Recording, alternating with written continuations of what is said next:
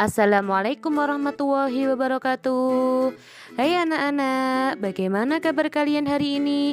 Alhamdulillah sehat kan? Alhamdulillah. Sebelum kita mulai pembelajaran pada hari ini, mari kita bersama-sama membaca basmalah. Bismillahirrohmanirrohim. Semoga pembelajaran hari ini berjalan lancar. Amin. Pada materi hari ini kita akan belajar tema 6, yaitu tentang energi dan perubahannya. Sekarang kita akan belajar subtema 1, yaitu tentang sumber energi. Pada materi hari ini kita akan belajar pembelajaran 5, subtema 1, tema 6, yaitu mencakup muatan bahasa Indonesia, PPKN, dan matematika. Mari kita belajar materi yang pertama, yaitu bahasa Indonesia KD 3.2 dan 4.2. Pada materi bahasa Indonesia kali ini kita akan belajar bagaimana cara mengidentifikasi sumber energi. Pada saat perjalanan menuju sekolah, Dewa dan ayahnya melihat ada pengendara motor yang menuntun motornya. Ternyata motor tersebut kehabisan bahan bakar. Dewa kemudian bertanya sama ayahnya, "Ayah, mengapa motor tadi mogok?" Ayahnya menjawab, "Motor tadi mogok karena bensinnya habis, jadi mesinnya tidak dapat menyala. Akibatnya motor tersebut tidak dapat dikendarai." Dewa bertanya lagi kepada ayahnya, "Oh, berarti bensin itu berguna ya, Ayah, sebagai sumber energi motor?" "Benar, Dewa, bensin termasuk salah satu jenis bahan bakar minyak. Bahan bakar minyak atau sering disebut dengan BBM itu diolah dari minyak bumi. Minyak bumi tersebut berasal dari fosil hewan. Fosil hewan adalah hewan yang mati dan tertimbun di dalam tanah selama jutaan tahun yang lalu. Nah, timbunan itu mengalami proses kimiawi sehingga berubah menjadi minyak bumi atau disebut dengan gas alam. Karena berasal dari sisa-sisa organisme atau berasal dari fosil hewan, maka minyak bumi sering juga disebut dengan bahan bakar fosil. Bahan bakar fosil ini tergolong sumber daya alam yang tak terbarukan atau sumber daya alam yang tidak dapat diperbarui. Hal tersebut karena proses pembentukannya sangat lama. Nah, selain itu, BBM juga memiliki banyak manfaat, yaitu selain untuk menjalankan kendaraan, BBM juga bermanfaat untuk menyalakan mesin pabrik atau menyalakan kompor. Nah, itulah asal dari bahan bakar minyak yang sering kita sebut dengan BBM. Oh, begitu ya, ya. Terima kasih ya atas penjelasannya. Sama-sama, Dewa. Sekarang tugas kalian adalah lakukan percakapan yang ada di pembelajaran 5 di halaman 18 dengan orang tua kalian ya, Nak ya. Terima kasih. Selanjutnya kita memasuki materi PPKN KD 3.2 dan 4.2, yaitu tentang menghemat penggunaan bahan bakar minyak. Sebagian besar sumber energi yang kita gunakan merupakan bahan bakar fosil. Pembentukan bahan bakar fosil membutuhkan waktu yang lama. Bahan bakar fosil dapat habis jika digunakan secara terus-menerus. Oleh karena itu, kita harus menghematnya. Nah, berikut beberapa cara untuk menghemat penggunaan bahan bakar minyak. Yang pertama, menggunakan alat elektronik yang hemat energi. Selanjutnya, mematikan kompor setelah selesai digunakan. Yang ketiga, berjalan kaki atau bersepeda jika berpergian dalam jarak yang dekat.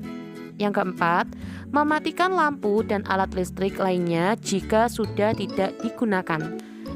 Yang kelima, menggunakan alat transportasi umum jika berpergian jarak jauh. Nah, itulah anak-anak bagaimana cara kita untuk menghemat penggunaan bahan bakar minyak agar bahan bakar minyak yang ada di dalam bumi ini tidak cepat habis. Selanjutnya kita memasuki materi matematika KD 3.6 dan 4.6. Pada materi matematika kali ini kita akan belajar tentang membaca tanda waktu pada jam. Untuk melakukan aktivitas sehari-hari, kalian pasti membutuhkan waktu. Nah, alat yang digunakan untuk mengukur waktu adalah jam. Ada dua jenis jam, yaitu jam digital dan jam analog.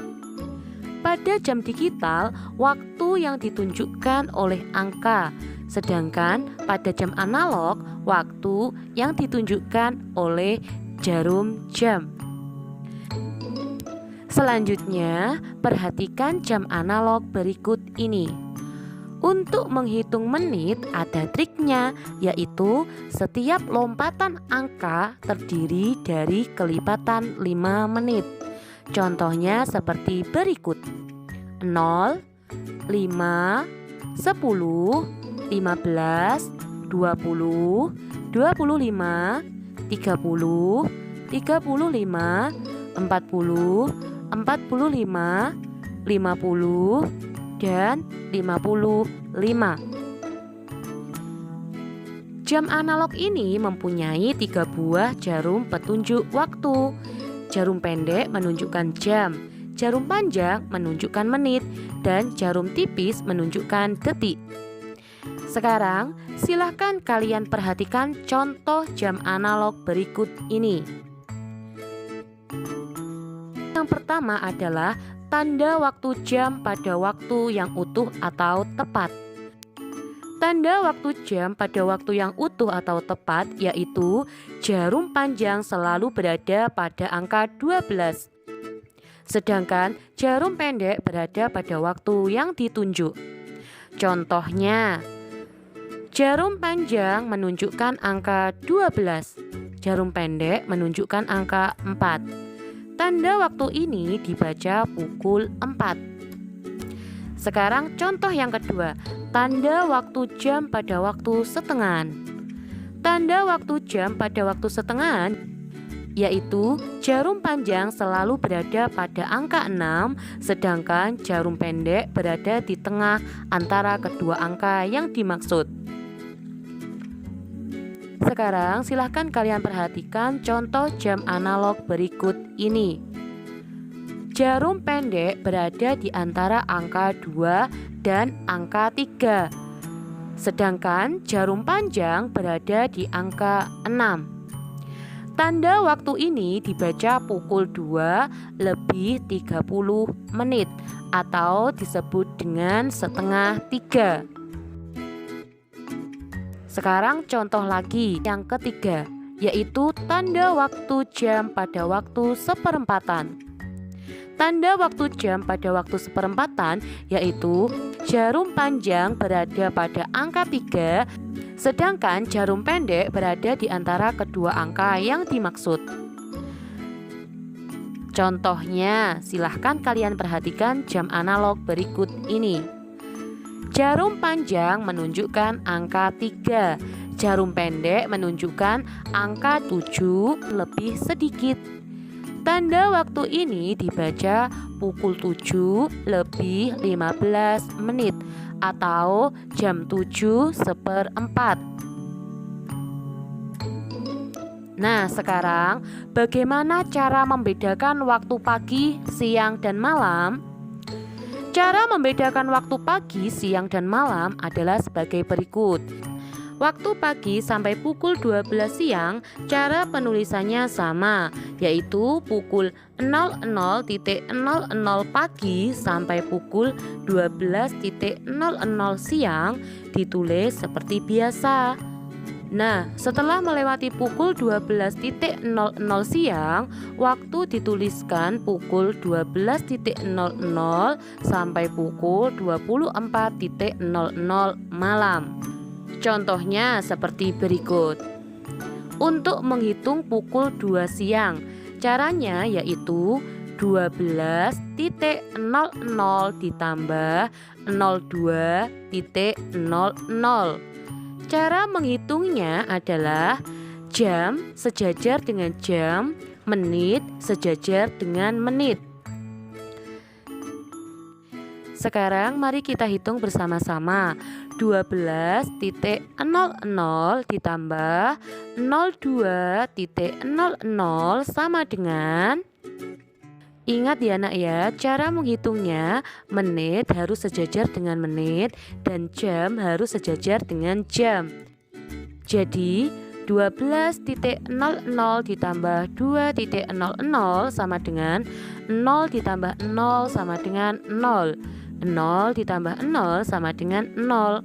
2 ditambah 2 sama dengan 4. 1 ditambah 0 sama dengan 1. Jadi untuk pukul 2 siang sama dengan pukul 14.00. Sekarang contoh lagi. Untuk menghitung pukul 3 sore sama dengan 12.00 ditambah 03.00. Ingat ya nak ya, cara menghitungnya menit sejajar dengan menit dan jam sejajar dengan jam. Jadi 12.00 ditambah 03.00 sama dengan 0 ditambah 0 sama dengan 0. 0 ditambah 0 sama dengan 0. 2 ditambah 3 sama dengan 5. 1 ditambah 0 sama dengan 1. Jadi pukul 3 sore sama dengan pukul 15.00. Nah, sekarang bagaimana cara menghitung lama waktu suatu kegiatan? Untuk menghitung lama waktu suatu kegiatan adalah dengan cara menghitung berapa lama kalian melakukan suatu aktivitas atau kegiatan. Kali ini disebut dengan durasi atau lamanya waktu. Sekarang perhatikan contoh Ustadzah. Ustadzah berangkat ke pasar pukul 06.30 dan sampai pasar pukul 06.45. Berapa menit lama perjalanan Ustadzah dari rumah ke pasar? Sekarang kita buat dulu jam awal Ustadzah berangkat ke pasar, yaitu pukul 06.30. Kemudian kita buat jam Ustadzah tiba di pasar, yaitu pukul 06.45. Karena yang ditanyakan adalah lama perjalanan dari awal sampai tiba, maka kita kerjakan dengan cara jam tiba dikurangi dengan jam awal Ustadzah berangkat. Sekarang perhatikan cara menghitungnya. 06.45 dikurangi 06.30 sama dengan, ingat ya nak ya, bahwa jam harus sejajar dengan jam dan menit harus sejajar dengan menit. 06.45 dikurangi 06.30. 5 dikurangi 0 sama dengan 5. 4 dikurangi 3 sama dengan 1. 6 dikurangi 6 sama dengan 0. 0 dikurangi 0 sama dengan 0. Jadi, lama perjalanan Ustadzah ke pasar adalah 15 menit. Sekarang contoh soal lagi.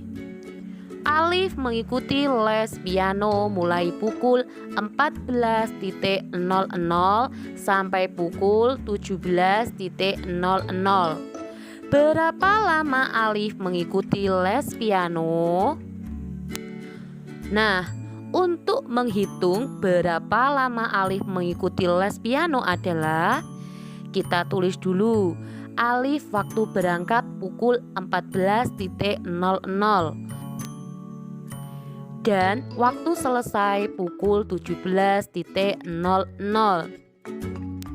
Cara menghitungnya adalah waktu selesai dikurangi waktu berangkat. Jadi 17.00 dikurangi 14.00 sama dengan, ingat cara menghitungnya menit sejajar menit, jam sejajar dengan jam. 17.00 dikurangi 14.00 sama dengan 0 dikurangi 0 sama dengan 0. 0 dikurangi 0 sama dengan 0. 7 dikurangi 4 sama dengan 3. 1 dikurangi 1 sama dengan 0. Jadi, lama Alif mengikuti les piano adalah 3 jam. Sekarang contoh soal lagi. Gio bermain sepak bola selama 3 jam. Gio mulai bermain sepak bola pukul 14.00. Pukul berapakah Gio selesai bermain sepak bola? Nah, untuk mencari pukul berapa Gio selesai bermain sepak bola, cara menghitungnya adalah 14.00 ditambah 03.00 sama dengan 0 ditambah 0 sama dengan 0. 0 ditambah 0 sama dengan 0. 4 ditambah 3 sama dengan 7. 1 ditambah 0 sama dengan 1. Jadi, Gio selesai bermain sepak bola adalah pukul 17.00. Sekarang tugas kalian adalah silahkan kalian kerjakan soal berikut ini. Kemudian kalian tulis di buku tugas kalian ya nak ya. Terima kasih. Alhamdulillah materi pembelajaran 5 subtema 1 tema 6 sudah selesai. Semoga ilmunya bermanfaat. Amin. Wassalamualaikum warahmatullahi wabarakatuh.